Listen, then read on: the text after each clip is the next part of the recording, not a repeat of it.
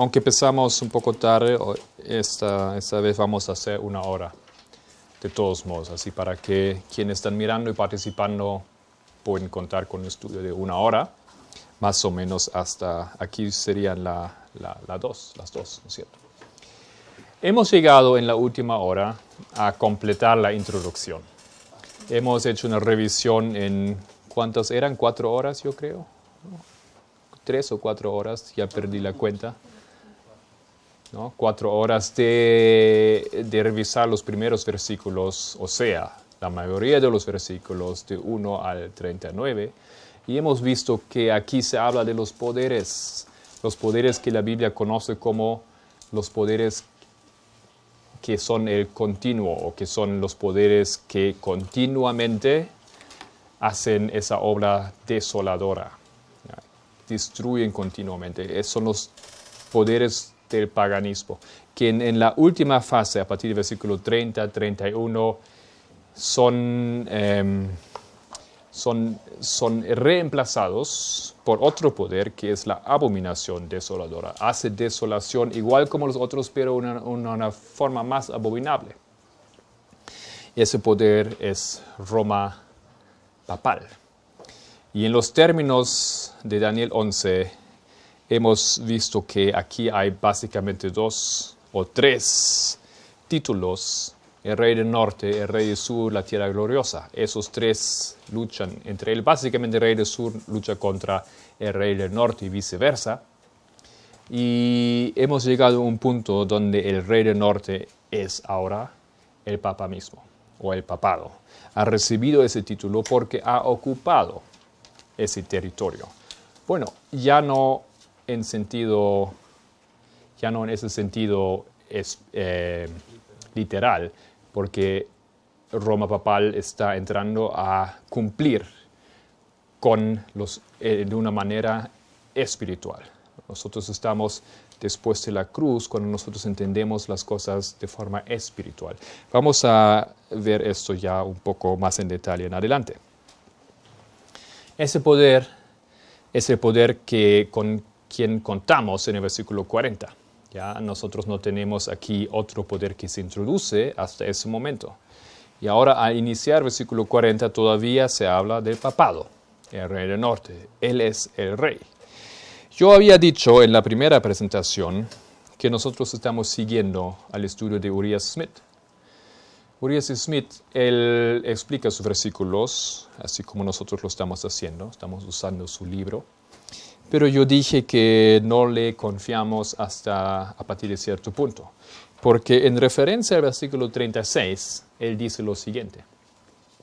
En el versículo 36 aquí dice: y el rey hará su voluntad y se ensoberbecerá, etcétera, etcétera. El rey hará su voluntad. Y lamentablemente en la traducción al español, nosotros depende de las traducciones que hay, no es tan fácil de obtener el libro en español. Y yo he visto traducciones que están cursando, que son más bien una reducción de los escritos. No aparece siempre, y ni siquiera en las traducciones en inglés que hoy oficialmente se pueden conseguir, ni en otros idiomas, aparece lo que él dijo aquí inicialmente. Se ha cortado eso, aunque la lógica sigue vigente. Porque Uriah Smith dice en referencia al 36, ustedes pueden verificarlo en inglés, ¿no es cierto? En la CD-ROM de los pioneros, ahí ustedes lo encuentran. Y él dice: si nosotros pudiéramos decir no el rey, y más bien decir un rey, entonces él sigue su lógica. Lo que Uriah Smith hace para entender o para explicar el versículo 36 es simplemente quiere introducir un cambio de palabras. Él propone de cambiar la palabra el rey y reemplazarlo por un rey. ¿Podemos hacer eso? No, la Biblia no nos admite para nada cambiar las palabras. Es imposible. Nosotros en ese estudio hemos propuesto otras traducciones en un u otro momento, pero eso no son cambios, digamos, del texto original. Simplemente a veces una palabra se puede traducir de diferentes maneras. Pero esa aquí significa el y no un. Completamente diferentes palabras, imposible reemplazar una por la otra. Es específico, aquí no hay opción. Ya no hay opción como en algunos otros casos, como hemos dicho, el amor de las mujeres o el deseo de las mujeres. Son variaciones de una palabra, aquí no es eso. El rey dice aquí, y el rey es el rey del versículo anterior. Entonces el rey es el rey del norte, es el papado. Versículo 30 en adelante todavía es el papado, pero para Urias Smith, él no entiende eso aquí, y él con la muy buena voluntad de querer proveer un libro que explica cada versículo, para meter su lógica, él propone cambiarlo. Y eso es la razón por qué nosotros a partir del versículo 30, aquí en el libro de Daniel, no podemos confiar en el análisis de Urias Smith. Porque después él sugiere que esos poderes el poder es Turquía. Hay cosas que él vio en su tiempo, pero hoy no harían sentido. Y bueno, eso en referencia a eso, quería recordar este asunto. También quería recordar lo que habíamos leído al inicio. Habíamos visto que hay algunas palabras de Elena White en referencia a esos textos que estamos estudiando. Y a ver si lo encuentro aquí otra vez. Simplemente necesito encontrar dónde lo tengo.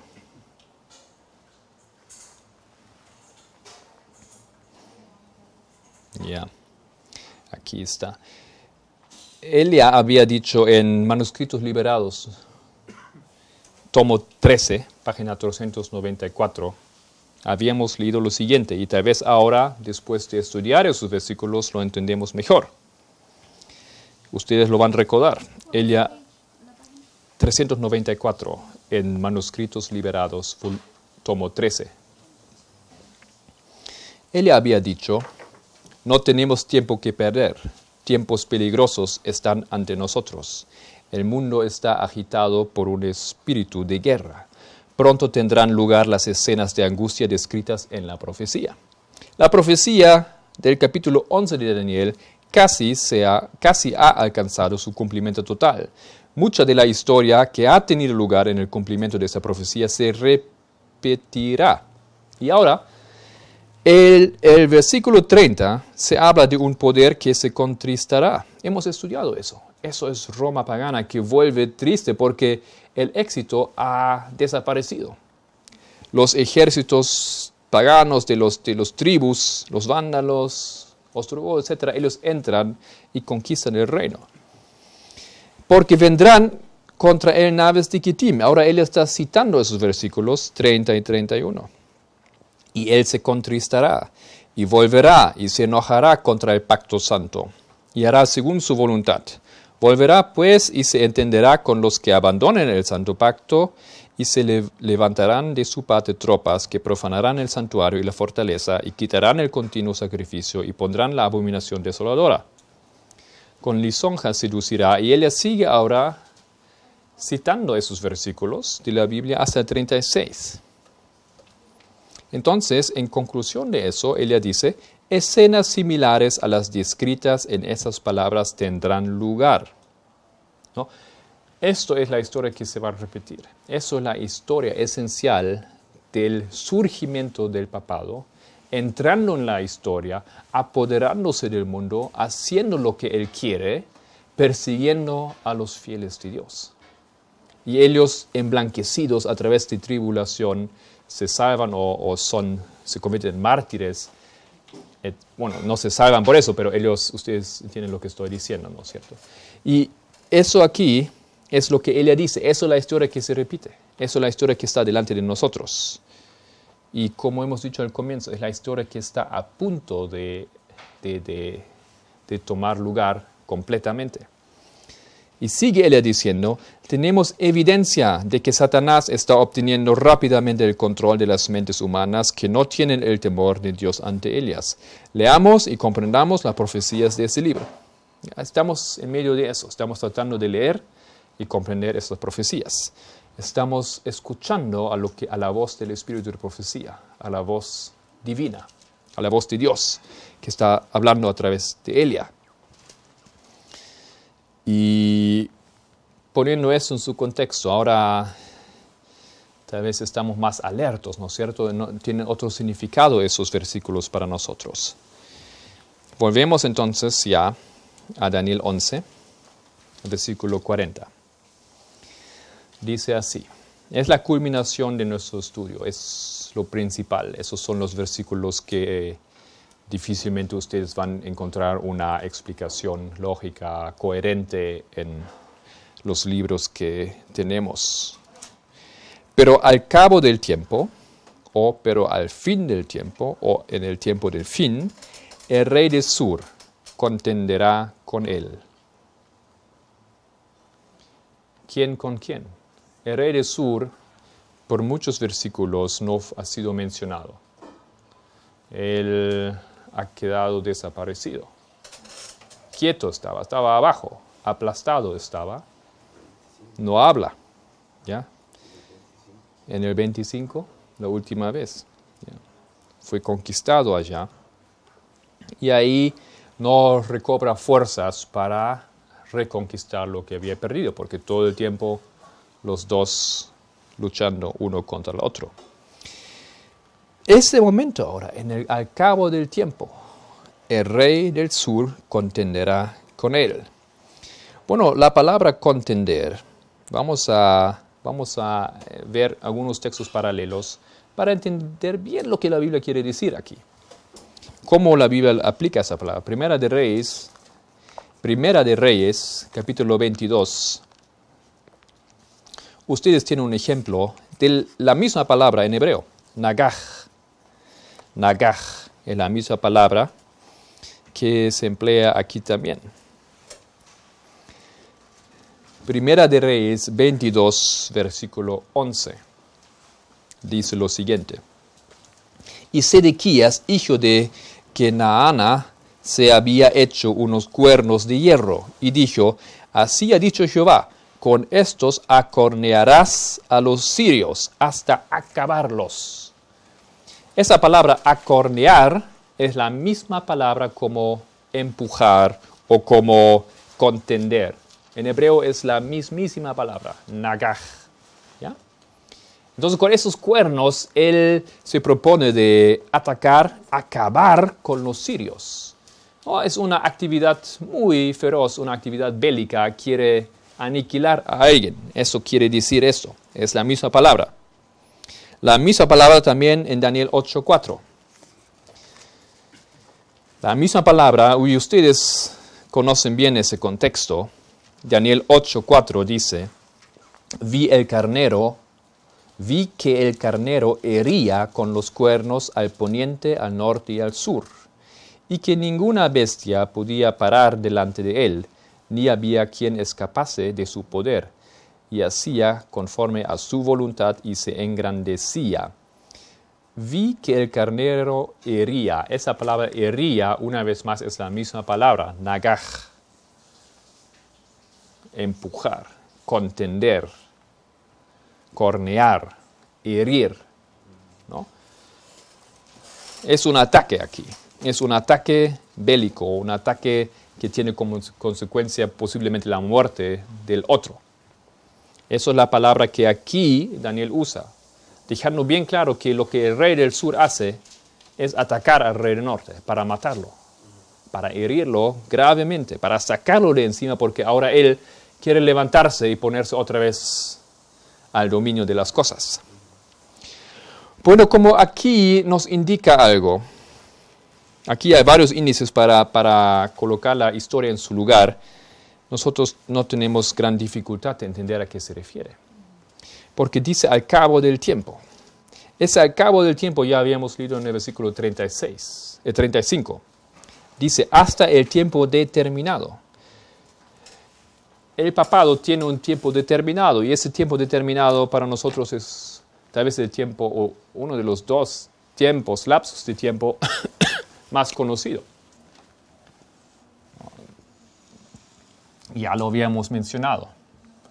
El tiempo que el papado recibió comenzó 508 y después de 30 años preparativos, en 538 tenía su sede, tenía su trono, tenía su autoridad. Estaba listo para emprender o para comenzar su dominio soberano. Y el tiempo que la Biblia Dios le da, y lo encontramos en Daniel 12, encontramos en varios lugares, ¿cuántos tiempos son? En Apocalipsis 12 también, ¿no es cierto? Es tiempos, tiempo y medio tiempo. 3 años y medio, o 42 meses, o 1260 días, o sea, 1260 años. Eso es el tiempo determinado, el tiempo que le fue dado. Y cuando la Biblia dice, y al cabo del tiempo, o al fin del tiempo, de ese rey, eso se puede referir solamente a ese versículo. Entonces viene el rey del sur y le ataca. Bueno, no cabe duda que ese tiempo es 1798. Y nosotros no tenemos incertidumbre acerca de esos detalles. El Espíritu de Profecía claramente habla de esos eventos. Forma parte de nuestra herencia. Nosotros conocemos bien esa historia. Sabemos muchísimo sobre eso. Hay demasiada evidencia. El tiempo del fin es 1798. Es el cabo del tiempo que le fue dado a ese poder. Y lógicamente, cuando la Biblia dice que ahí será atacado, será corneado, será contendido, se contiende contra él, nosotros en su lugar encontramos esa historia y vemos que hay un poder que hace eso. Ese poder es Francia. Ustedes podrían poner el nombre Napoleón, que él mismo no fue, pero mandó a su general, Berthier, para hacer eso, para sacar el papado. Hubo complicaciones. Napoleón no quería someterse a la Iglesia Católica como los otros reyes lo habían hecho a través de siglos. Él se colocó la corona a sí mismo. Él no quería que el Papa le mande. No obstante, tenía respeto y no tenía la intención inmediata de sacarlo, de matarlo. Pero el Papa se rebeló. Él se opuso contra ciertos planes de la República Francesa. Bueno, era república en ese momento, no estoy seguro, ¿no? Del imperio de Napoleón, ¿ya? Reino de Francia, y se opone. Y ahí llega esto a un momento donde Napoleón dice, bueno, ese hombre me está molestando mucho, sácalo. Y mandó a su general y le sacó, y luego también ellos conquistan, ¿no?, al Vaticano. No era una lucha, pero lo conquistan oficialmente, se empoderan del Estado del Vaticano y desaparece. Por un año el Papa. No hay Papa. No hay Papa en su lugar. No hay Papa que pueda ejercer, digamos, la lideranza de la Iglesia. Es llevado al sur de Francia, a una ciudad que se llama Valence. Ahí queda en un castillo. Y cuando yo estaba ahí viajando el año pasado, buscando el castillo, no lo encontré. No encontré castillo, no encontré ninguna señal. Yo pregunté, oficina de turismo, pregunté librerías y nadie sabía ni siquiera que en algún momento el Papa había estado en esa ciudad. Yo tenía la impresión que yo estaba en la ciudad falsa, que no era esa ciudad, ¿no? Pero después encontré imágenes, hubo un castillo ahí una vez, esta vez hay todavía. El Papa ha estado ahí un año, se enfermó y murió, ¿ya? Y la Iglesia después inmediatamente colocó otro Papa, pero no en Roma, no en el Vaticano, porque no podían. Y tenían que, en Milano creo, otro papa fue convocado, etc. Conocemos esa historia. Eso es la historia de la herida de muerte que fue otorgada a través de Francia a la Iglesia Católica. Francia en ese momento, la Iglesia, el rey del norte en ese momento desaparece. Teóricamente está como Iglesia, claro que hay la Iglesia, pero ya no ejerce su poder. A partir de ese momento ya no hay influencia sobre los estados. Y para que no nos confundamos, ese poder, si nosotros estaríamos aquí en el 2011, no ha vuelto todavía. Ya, algunos dicen que la herida de muerte ya fue sanada, curada, pero no. La herida solamente es curada cuando esta historia volvió a acontecer, cuando el Papa tiene el poder que aquí ha tenido. Y como hemos indicado en la última hora, lo que el Papa hacía de esa historia, no tenemos comparación hoy en día. Ejerce gran influencia, sin duda alguna. Es el autor de muchas cosas, de muchos movimientos políticos, acontecimientos políticos hoy en día. Pero ahí, sacando y colocando reyes, tenían que besar a él todo, solo a él, los pies. Que él es infalible, que tantas cosas que él hizo, eso hoy todavía no vemos. ¿No? Hay muchos que se oponen, que se rebelan, que no hacen según como él quiere. Ese todavía es futuro, esperamos que la herida se va a curar. No esperamos, digamos, de esa manera positivamente, pero sabemos que pronto va a acontecer. ¿Ya? Entonces aquí pasa algo, 1798, esto es el momento de versículo 40, en el cabo del tiempo, cuando el rey del sur, ya hemos indicado que era Francia, contiende contra él. Bueno, necesitamos aportar algunos 2-3 versículos para soportar, para como decimos eso, apoyar un poquito mejor, un poquito más fuerte a esa teoría. ¿Por qué el rey del sur sería Francia? ¿No? Que antes era Egipto, que tiene que ver con Francia. Bueno, entendemos que después de la cruz ya no estamos hablando de las cosas espiritualmente. Los símbolos tienen que ser entendidos espiritualmente. No tenemos a Egipcio como un país, no juega ningún papel como país. Igual como Israel antiguo, ya no es Israel antiguo hoy en día, digamos en ese sentido no juega papel, sino es Israel espiritual. Las cosas se han convertido en asuntos espirituales. En ese sentido tenemos que buscar qué es Egipto. O bueno, tal vez ni siquiera eso hace falta, porque aquí no se habla de Egipto, ¿no es cierto? Se habla del rey del sur. El rey del sur es quien ocupa Egipto, es quien es en poder de Egipto. Pero Egipto hoy en día es bajo el poder, o aquel tiempo bajo Egipto, para los reyes de Egipto o los gobiernos. No juegan ningún papel en relación al papado. Ellos no sacaron el papado de su trono. Uno está en camino errado si él busca explicarlo de esa manera. Entonces la Biblia nos ayuda, ¿no es cierto? Y en Éxodo 5 tenemos ya la clave para entender qué es Egipto.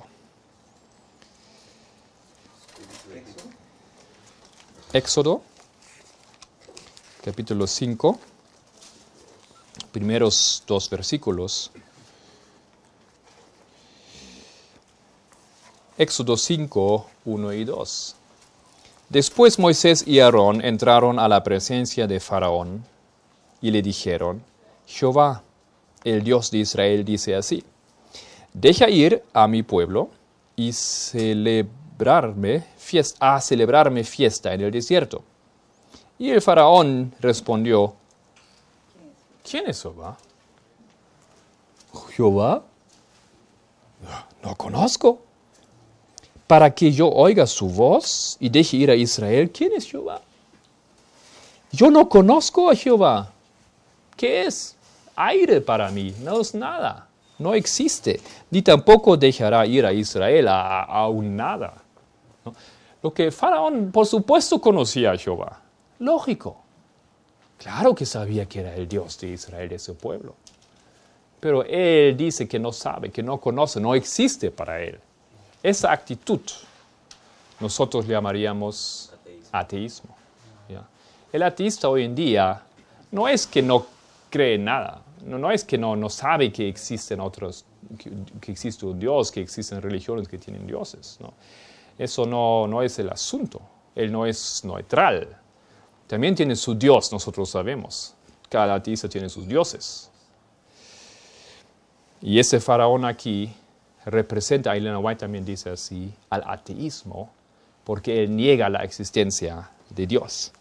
Y si nosotros con ese conocimiento, nosotros volvemos a Daniel 11, tenemos una razón para decir que el poder, que es el rey del sur, en el sentido espiritual, ocupa Egipto, pero ocupar Egipto significa representar el espíritu de Egipto, significa tener ese espíritu de ese faraón, significa ser ateísta, significa representar al ateísmo.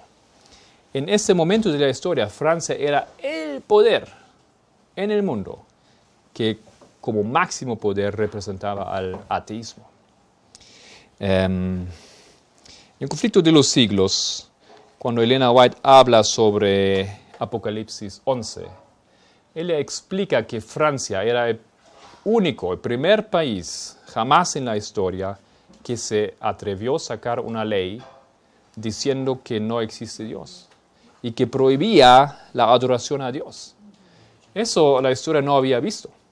Francia, durante la Revolución Francesa, durante los acontecimientos, eligiendo a una diosa como su dios, no sé, la diosa de la razón, ellos eligen y ellos sacan una ley, lo ponen blanco y negro, negro sobre blanco, ponen una ley que Dios no existe. Eso es la culminación. Ella también describe en esos capítulos, conflicto de los siglos, como la revolución, no como la revolución, la reforma se llevó a cabo en Francia. La reforma tenía la más grande resistencia en este país. Es por ello que nosotros no fácilmente nos recordamos de nombres de reformadores franceses. Alemanes, checoslovacos, ingleses, suizos, pero franceses. Hubo, pero ellos tarde o temprano tenían que huir a Alemania o a Suiza. ¿Ya? En Francia la persecución era tan feroz. Hubo tiempos en que era un poco posible, los hugonotas podían estar en un tiempo, pero tenían que luchar gravemente. Ustedes conocen la noche de San Bartolomé, donde se hizo esa matanza tremenda, comenzando en París y después en todo el país, matando a miles de hugonotas, de los más destacados, digamos, según el rango social. Y en Francia esas cosas nosotros vemos, más grave que en otros países. Hubo persecuciones en la capital. Elena White comenta un incidente donde lograron capturar a aquel hombre que era responsable para anunciar de forma secreta dónde los cristianos, los reformadores, se iban a encontrar. Él iba con una antorcha y él colocaba como símbolo del lugar donde iban a reencontrarse, encendía fuego las linternas. Los cristianos sabían que en esa casa tenían que encontrarse. Y agarraron a ese hombre de repente y él lo tormentaron. ¿Cómo? Lo torturaron. Y él estaba obligado a revelar las casas de los tantos cristianos que había. Se sacaron, se quemaron. Se quemó la Biblia, ¿no es cierto? Públicamente las Biblias se quemaron. Tenemos aquí en Francia la culminación de la oposición al movimiento de la Reforma. Tenemos aquí una forma más grave, la exposición del ateísmo. Por eso Francia en ese momento ocupa, como ninguna otra nación, recibe ese título. Se agarra, se aferra a ese título y ese rey del sur es el ateísmo, el que representa el ateísmo. Espiritualmente. Por eso nosotros decimos aquí se habla de Francia. Es Francia. Y lógico, eso pega exactamente con el tiempo, 1798. Hay un poder que termina con el papado y ese poder de Francia. Vamos a también abrir Apocalipsis 11 para tener otro testigo más de nuestra conclusión. Apocalipsis 11 habla de los dos testigos. ¿Ya? Los dos testigos representan ¿a qué? A la palabra, al Antiguo Testamento, al Nuevo Testamento.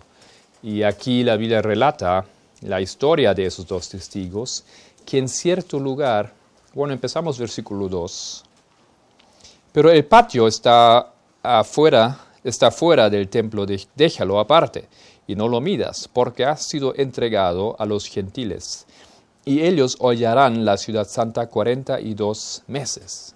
Ya hemos visto ese tiempo. Y daré a mis dos testigos que profeticen por 1260 días vestidos de cilicio, o de ropa de luto, de ceniza, saco de luto.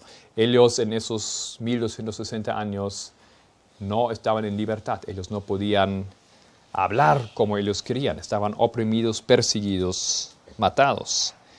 Estos testigos son los dos olivos y los dos candelabros que están en pie delante del Dios de la tierra. Saltamos un poco, versículo 7.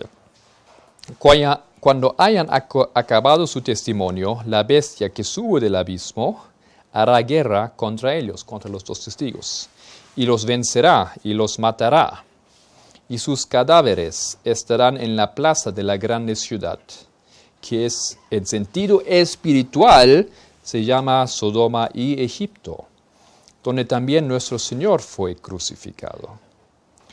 Bueno, aquí tenemos la misma ciudad, el mismo lugar, el mismo poder, el poder que espiritualmente es llamado Egipto. ¿No? Eso es el rey del sur en Daniel 11. Espiritualmente el rey del sur es el quien está espiritualmente en Egipto. Y ese poder aquí es identificado como aquel que persiguió en la gran ciudad y mató a esos dos testigos y los crucificó igual como crucificó al Señor. Elena White nos da luz sobre esos versículos. Él le dice que esa gran ciudad que es llamado Egipto y Sodoma en sentido espiritual es París. Eso es la ciudad donde acontecieron esos eventos que yo recién he resumido un poco. Ahí entonces nosotros nos encontramos, ahí acontecen esas cosas y ellos repiten, ella dice, explica de esa manera, repiten la crucifixión de Cristo, porque crucifican, matan a los seguidores, queman a la Biblia y hacen todas esas cosas. ¿Ya?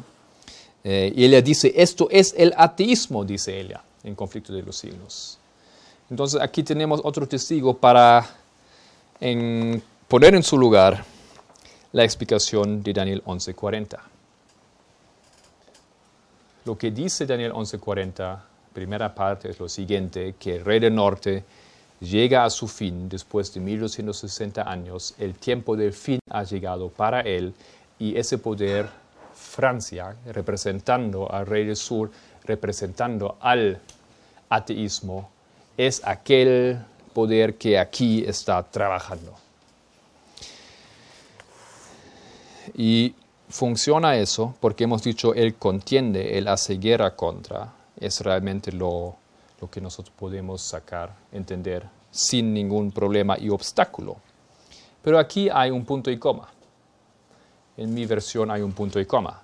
A veces en algunas traducciones hay inclusive un punto. ¿Ya? El versículo está dividido en dos partes. Parte A, podríamos decir, y parte B. Versículo 11, el versículo 40a se refiere a 1798, Francia y el papado. Versículo 40b ahora relata otra historia. Y vamos a leerlo primeramente.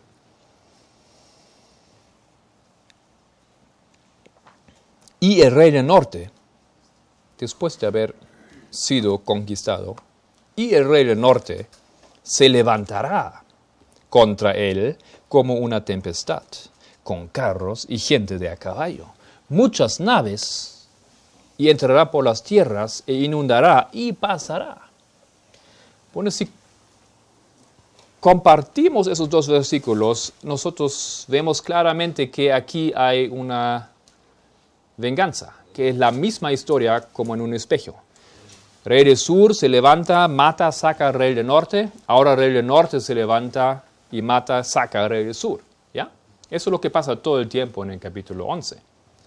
No obstante, los términos que la Biblia aplica aquí son un poco diferentes. Nos indican que La victoria del Rey del Norte parece un poco más amplia, un poco más grave, más grande, ¿cómo? Más extensa. Gracias. Esas son las palabras que aquí se aplican. Se levanta, no contiene con él solamente. Él se levanta como una tempestad, con carros y gente de a caballo, con naves, entrará por las tierras, inundará, pasará. Bueno, eso aquí es una victoria diferente, es más grande la victoria que la otra. En la lógica de Daniel 11, el rey del norte ahí abajo no le gusta, no quiere quedar ahí aplastado. Él hace todo para estar en el trono, para dominar al mundo. Medio Persia no tenía otro poder que lo dejaba ahí surgir. Él era único. Babilonia lo mismo, Alejandro Magno lo mismo. Y los diádocos trataron de lograr lo mismo sin éxito. Roma pagana otra vez en lo mismo estaba, el Papa en lo mismo estaba. Siempre arriba, siempre dominando todo, no dejando ningún jugador en el campo. Y aquí eso es lo que el Papa hace. Pero ahí surge la pregunta, ¿no es cierto? ¿Cuándo hemos visto en la historia que el papado se levantó y se vengó de Francia? No, eso es algo que no encontramos en la historia. De esa manera no lo vemos. Francia existe hoy en día. Aquí dice que es inundado. Francia, o eso es futuro todavía. Pero Francia hoy en día ni siquiera representa el ateísmo. Francia es una república, es una democracia.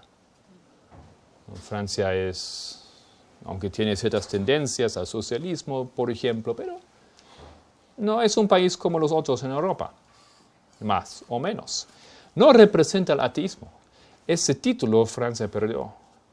Podríamos decir casi inmediatamente después de la Revolución Francesa. Ese título fue entregado a otro poder. Y si uno estudia los eventos de cómo comenzó, ¿no es cierto?, la Revolución Francesa, qué poderes estaban secretamente atrás, quienes iniciaron las cosas, quienes movieron las masas para que se matasen. Si vemos esa historia, entendemos que los mismos poderes, luego de trabajar aquí en Francia, se fueron a otros países.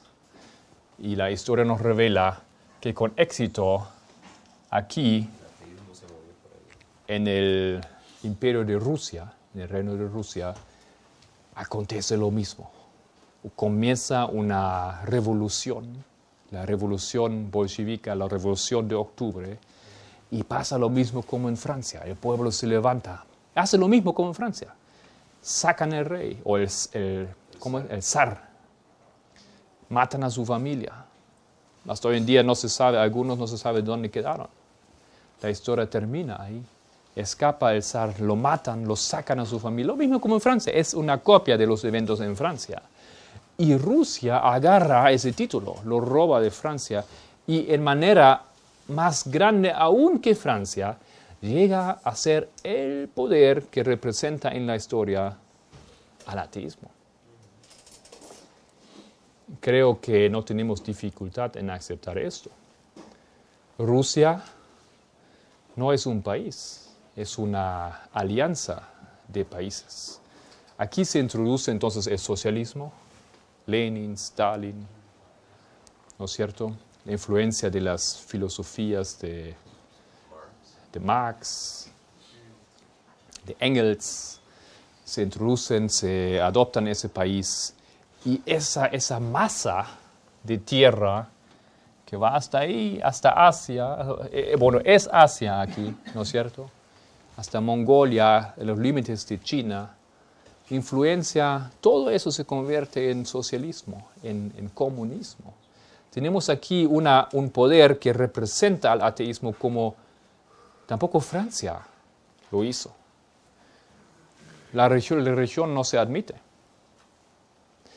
Es opio la religión para el pueblo, ¿no es cierto? Eso es lo que dice. Las iglesias se cierran, hay persecución en esas tierras. Solamente existe la un poquito. Puede existir la iglesia bizantina o ortodoxa, pero tiene su función, digamos, política o estatal, es controlada. La iglesia católica tampoco existe ahí. No tiene derecho de estar presente, de abrir iglesias. Tenemos ese poder ahora que en la historia, poco después, 1900, ¿cuál era la revolución? 13, creo. ¿No? Empieza a tomar ese título y representar el ateísmo en la historia. Si nosotros vemos aquí en esos versículos que el papado, el rey del norte, se levanta para vengarse, para otra vez tomar el título, entonces su destino, su contraente, no es Francia. Su contraente tiene que ser la Unión Soviética. ¿Cómo? Su contrincante, ok. Y miramos si eso nosotros podemos comprobar con los eventos históricos. Un poco ahora, otra vez, vamos a entrar a identificar las palabras que aquí se aplican. El rey del norte, miramos Jeremías 25, versículo 9, una mención muy interesante también de ese poder que viene del norte. Jeremías 25, versículo 9. O versículo 8 podemos empezar. Por tanto, así ha dicho Jehová de los ejércitos: ¿por cuánto no habéis oído mis palabras? He aquí, enviaré y tomaré a todas las tribus del norte, dice Jehová, y a Nabucodonosor, rey de Babilonia, mi siervo, y los traeré contra esa tierra y contra sus moradores y contra todas esas naciones en derredor, y los destruiré y los pondré por escarnio, y por burla y en desolación perpetua, y haré que desaparezca de entre ellos la voz de gozo y la voz de alegría, la voz de desposado y la voz de desposada, ruido de molino y luz de lámpara. Ese poder del norte se asocia también con Babilonia aquí, ¿ya?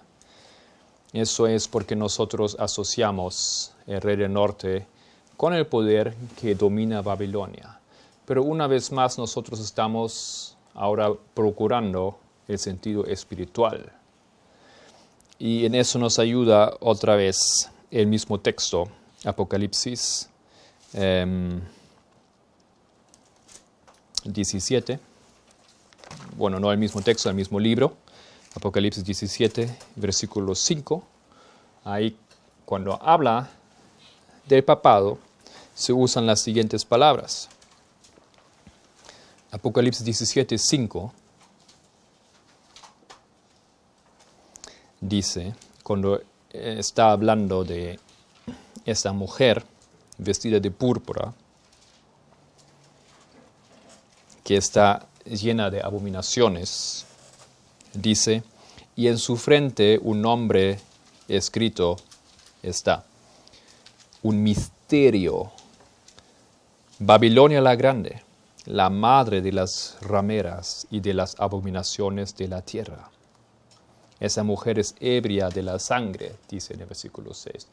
Eso es el título bíblico para la gran ramera, para Babilonia espiritual, para la Iglesia Católica, para el papado. Aquí estamos en el fin de esos eventos de su reino en Apocalipsis 17.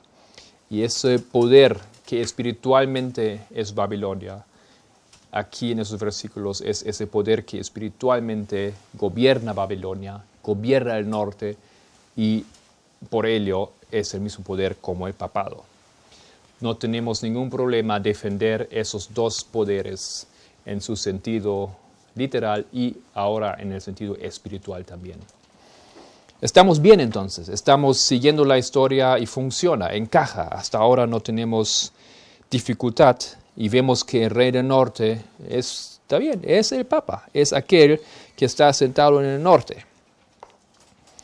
que se apoderó de ese nombre, y Él viene ahora. Y vamos a mirar las palabras que la Biblia aplica. Se levantará, dice aquí. Bueno, ¿qué significa eso que se levantará? Primera de Reyes 22. Primera de Reyes 22. Esa actitud de levantarse, ¿qué quiere decirnos? Cada palabra tiene su importancia. Así nosotros estudiamos la Biblia, así entendemos la Biblia. Cada palabra, dice Guillermo Miller en sus reglas, en sus 14 reglas, cada palabra tiene su significado.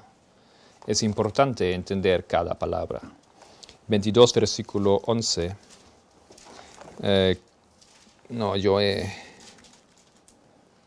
No era ese texto, eso ya habíamos leído, no ese era el texto que yo quería leer. A ver.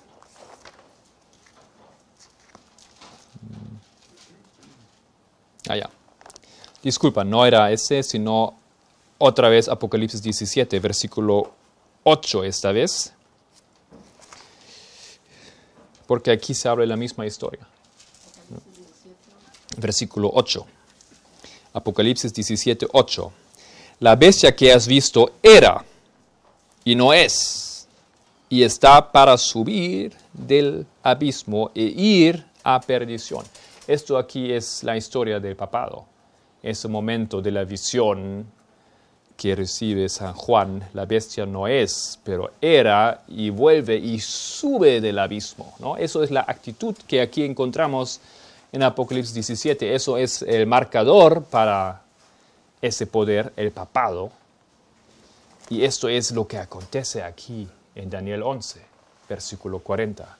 Él se levanta, él está abajo aplastado, está muerto, parece, y se levanta, sube. Y eso es la misma actitud que nosotros conocemos en relación con Satanás. Isaías 14 nos dice plenamente que eso es que Satanás pretende. Eso es su meta. Versículo 13 de Isaías 14 dice: Tú que decías en tu corazón, subiré al cielo, en lo alto, junto a las estrellas de Dios. Levantaré mi trono y en el monte del testimonio me sentaré a los lados del norte. Isaías 14, versículo 13. En el norte Él quiere sentarse. Él se levanta para sentarse así. Eso es en su corazón, ¿no es cierto? Eso es la abominación que nosotros todos estamos corriendo en peligro de repetirlo. El orgullo personal, el querer elevarse, sentarse arriba, ¿no? Poner nuestro deseo encima del deseo divino, de colocar nuestras metas arriba de los planes que Dios tiene para nosotros. Esto es repetir exactamente esa historia. Y Él se siente en el norte, y el norte tiene tanto significado en la Biblia. El norte es el lugar también donde estaban colocados los panes en el santuario. El norte es el lugar donde estaba el santuario. Si ustedes ven el mapa de Jerusalén, en el norte se colocaba el santuario. Y aquí dice, es el norte es donde está sentado Jehová.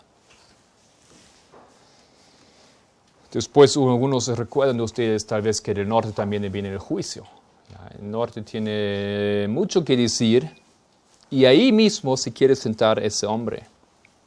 Se levanta como Satanás, sale del abismo. Esto es lo que aquí ese versículo nos informa. Nos quedan unos 20 minutos, vamos a avanzar un poquito. A ver si concluimos ese versículo. No estoy seguro, pero tal vez. Y Él se levanta contra él, ya habíamos dicho, como una tempestad. Ya entendemos qué significa eso, pero está bien, está lindo tener otro texto. Salmos 58 habla de lo mismo. Salmos 58, versículo 9. Usa las mismas palabras. Salmos 58, versículo 9. Antes que vuestras ollas sientan la llama de los espinos, así vivos, así airados, los arrebatará él con tempestad. No, la tempestad arrebata, saca, borra algo. Así la Biblia lo aplica. No deja que sobreviva algo, no deja que algo puede respirar, lo saca, lo mata. Y eso es como Daniel lo dice aquí, Salmos 58, versículo 9, era eso. Con carros y gente de a caballo hace, Deuteronomios 11, versículo 4.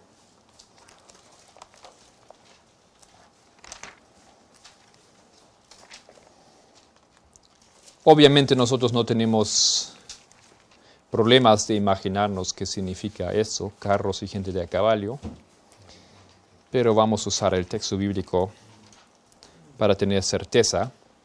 Versículo 4, Deuteronomio 11. Y lo que hizo al ejército de Egipto, a sus caballos y a sus carros, como precipitó las aguas del Mar Rojo sobre ellos, cuando venían tras vosotros, y Jehová los destruyó hasta hoy, etc. No, aquí la Biblia cuando habla de gente y carros o caballos y sus carros, entonces se refiere al ejército. Ejército son las fuerzas militares. Vamos ya a dar una explicación. ¿Cómo es que el Papa se levantó con un ejército? No es que el Papa nunca tuvo ejército. No tiene. Él tiene bajo su mando ejército, pero él mismo no tiene ejército, ¿no? Aquí dice que él se levanta con un ejército. Y después dice, y muchas naves. Bueno, muchas naves encontramos, por ejemplo, en Segunda de Crónicas, capítulo 9.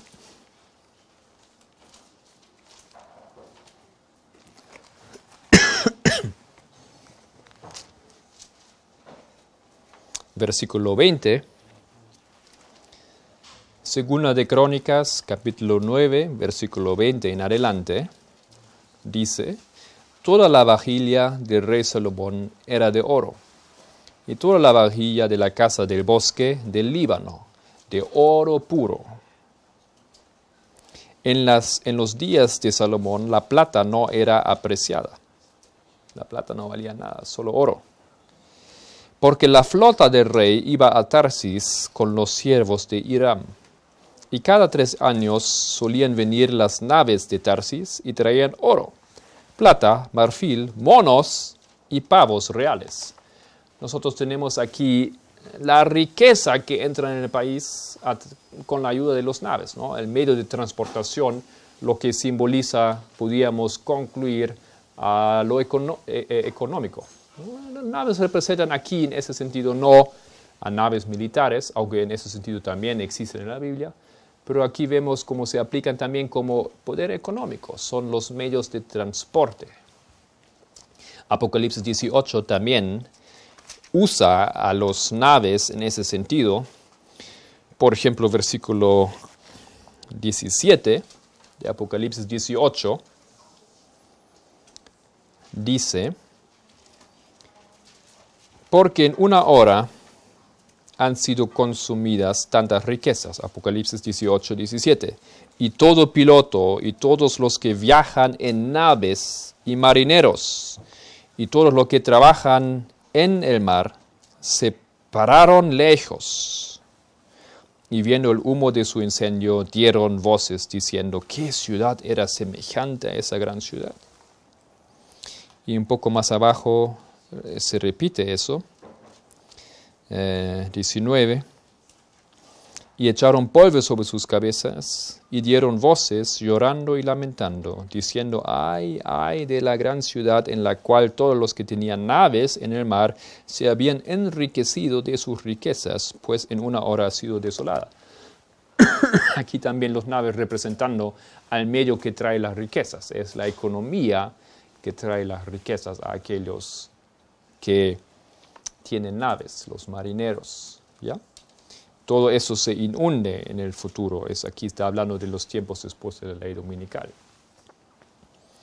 Y bueno, tomando eso, tenemos esas dos cosas, esos dos elementos que el rey del norte usa para su batalla contra el rey del sur. Gente, carros de a caballo, militar, muchas naves, poder económico. Y lo que él hace es entra por las tierras, inundará y pasará. Ya hemos dicho al comienzo que Rusia o la Unión Soviética es compuesta por varios países. Y Francia solamente es un país. Aquí dice entra por los países o las tierras, plural, ¿no es cierto? Tenemos otro, entonces, ayuda aquí para entender que esa victoria, ese ataque se refiere realmente al rey del sur que es representado por la Unión Soviética. ¿Cómo se escribe eso? ¿USSR? ¿Así?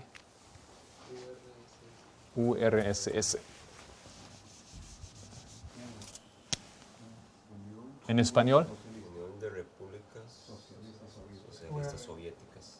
URSS. Ya.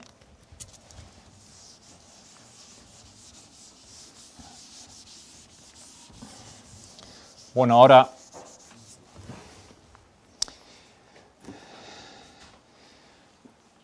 casi que todos que quedan aquí presentes, y supongo muchos de los oyentes también han sido testigos de esos acontecimientos. Porque comenzando en los años 80, de 1900, casi todos yo he dicho, algunos que unos niños aquí que por su suerte no han visto esas cosas. En los años 80 pasa algo interesante, que los Estados Unidos tienen éxito finalmente en establecer relaciones diplomáticas con el Vaticano. Los Estados Unidos siempre han sido un país que no tenían relaciones diplomáticas, por lo menos oficialmente, con el Vaticano. Ellos eran enemigos por historia, ¿no es cierto?, de la Iglesia Católica. Pero era recién Ronald Reagan, el cowboy, ¿no es cierto?,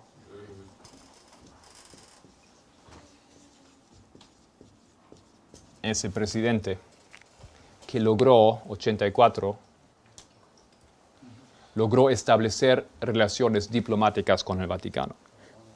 Y a partir de ese momento, los Estados Unidos, a través de su servicio de inteligencia, mantuvieron continuamente informado al papado de los eventos en el mundo. Fueron a visitar al Vaticano cada semana. Tenemos los informes que hoy nos revelan esa historia. Empieza aquí algo en el mundo que no tenía precedente en la historia. Ronald Reagan y los Estados Unidos entran en una alianza con el papado. Bueno, esto aquí para nosotros es conocido. Esto es la historia de Apocalipsis 13. Eso no es nuevo para nosotros. Sabemos que eso tiene que acontecer. Y echamos un vistazo a Apocalipsis 13 para identificar esos eventos. Tenemos aquí las dos bestias. Una bestia y después del mar y otra bestia de la tierra. Versículo 11. Después vi otra bestia que subía de la tierra y tenía dos cuernos semejantes a los de un cordero, pero hablaba como dragón. Bueno, ¿quién es ese poder? Lo hemos identificado como los Estados Unidos. No sé si ustedes ven aquí en la imagen ese bicho aquí. Los pioneros se imaginaban ese bicho como una mezcla de varios animales. No hay ese animal, ¿no es cierto? Pero tiene cuernos semejantes a un cordero, tal vez, ¿no? Ese animal aquí es ese poder que sale de la tierra. Ese poder tiene un papel en relación con la otra bestia que es el papado. Ejerce toda la autoridad de la primera bestia en presencia de ella. Solamente para adicionar. ¿Cuándo acontece eso aquí? Versículo 11, ¿a cuándo se refiere? Eso pasa ¿cuándo en la historia? ¿Cuándo surge? En 776.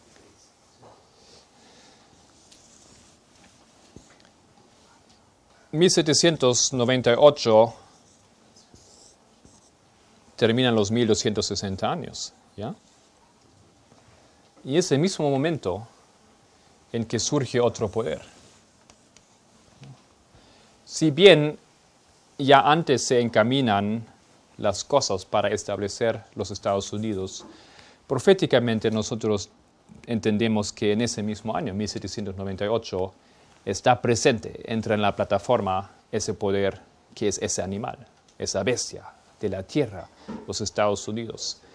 Si yo recuerdo bien, en ese año los Estados Unidos son reconocidos por algunos países europeos oficialmente, como un país que se reconoce que es un país, ¿no es cierto? Francia y otros. ¿Ya? Entonces, eso es la fecha aquí donde surge ese poder. Tenía que surgir en ese momento, ¿no es cierto? Era lógico, ¿no? Ese poder aparece para apoyar, para levantar a otro a su trono. El papado siempre necesitaba un poder que lo apoyaba, que daba sus tropas a él. Tenía que surgir ahí en ese momento. Y sigue aquí Apocalipsis 13 y estamos ya cerrando casi.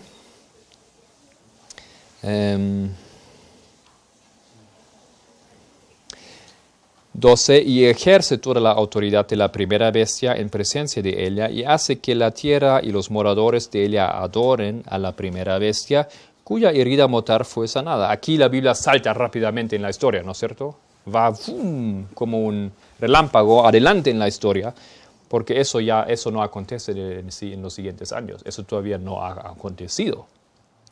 Pero aquí tenemos justamente eso. Tenemos ese poder que aparece para apoyar a la otra bestia. Eso es la historia de Daniel 11:40. Aparecen los barcos no de la nada. Aparece el militar no de la nada. Son todos dados, entregados por los Estados Unidos. Ellos aparecen en la historia para colocar la otra bestia en su lugar. Y ese poder es aquel que en 84 empieza a establecer relaciones diplomáticas, entrar en inteligencia, ¿no? Eso son las mismas palabras que podemos sacar de Daniel 11:30, Daniel 11, hacer inteligencia con, en el versículo 30 de Daniel 11, o como dice aquí, se entenderá con, esa historia se repite. Los Estados Unidos se entienden ahora hacen inteligencia con el papado. Ellos apoyan el papado y ellos lo ponen en su lugar. Es esa historia que se está encaminando en el versículo 40. Y no tenemos, por eso hemos dicho, nosotros estamos presentes. Ustedes han visto esa historia. Algunos nacieron durante esa historia, ¿no? Nosotros en la historia hemos visto que eso era la más grande, digamos, la temática en los años después de la Guerra Mundial, donde al acabar la Segunda Guerra Mundial empieza una guerra fría, una guerra de dos sistemas, el pacto del Este contra la alianza de los estados que se unieron en la NATO, liderado por los Estados Unidos, OTAN, ¿no? En español. Tenemos esa lucha que es la Guerra Fría, que es una lucha donde no hay realmente encuentros bélicos, pero hay dos poderes que luchan estratégicamente. La Unión Soviética, ellos invirtieron demasiado dinero, hoy en día lo sabemos, en su ejército, en las armas, en los misiles, para prevenir, para estar preparados en ese momento de una posible teórica guerra. Recuerdo como niño que en la televisión un día se anunció que en la Tierra, aquí los Estados Unidos, aquí África, ¿no? Que en esa tierra los Estados Unidos, bajo Ronald Reagan, habían inventado un sistema satelital, ¿no es cierto? ¿Satelital de qué? Contra misiles. ¿Recuerdan eso? La guerra de la galaxia, le dijeron. La guerra de las galaxias. ¿Dónde estaba ese sistema? En el espacio. ¿En qué espacio? Aquí, en ese espacio. Eso era una invención. No existía. No hay guerra, no hay así sistema, no hubo en ese momento, ¿no? Entonces, la idea era que cuando Rusia lanza sus enormes misiles que podían volar hasta los Estados Unidos, que de aquí arriba, así como en los juegos electrónicos, se podían en el espacio hacer desaparecer, ¿no es cierto? Eso era todo propaganda, era todo eso noticias, era propaganda, era una lucha militar virtual, ¿no es cierto? Y Rusia, no obstante, claro, ellos invirtieron dinero para hacer otro sistema, ¿no? Para también hacer un sistema así. Y colocaron dinero en la investigación, en la ciencia. Y eso solamente es un pequeño ejemplo, pero eso fue real. Sabemos hoy en día muy bien que los estados soviéticos invirtieron dinero que no tenían, demasiado dinero en la ciencia de las armas, en el ejército, en el militar, ¿no es cierto? Eso fue parte de esa lucha aquí que nosotros vemos. Esa lucha, ya vamos a ver en la próxima hora cómo el Vaticano estaba detrás de eso.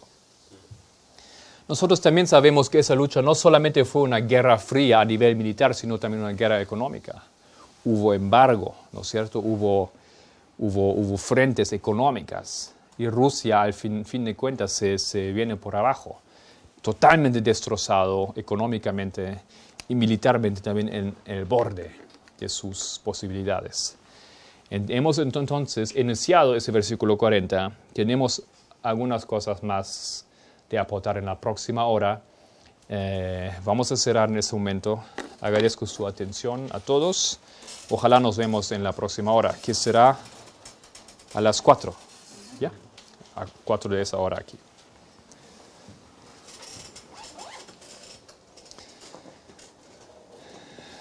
Nuestro Dios que estás en los cielos, estamos entrando en una historia de la cual muchos de nosotros hemos sido testigos. Eso, querido Señor, es el privilegio de pocas generaciones en esa tierra. Ver las cosas acontecer que en tu palabra están escritas. Querido Dios, ayúdanos a obtener la convicción que eso es correcto, si así sea tu voluntad. Te alabamos y te agradecemos por todo que nos brindes, por las posibilidades técnicas, por tu apoyo, tu ayuda y la salud. En el nombre de Cristo. Amén.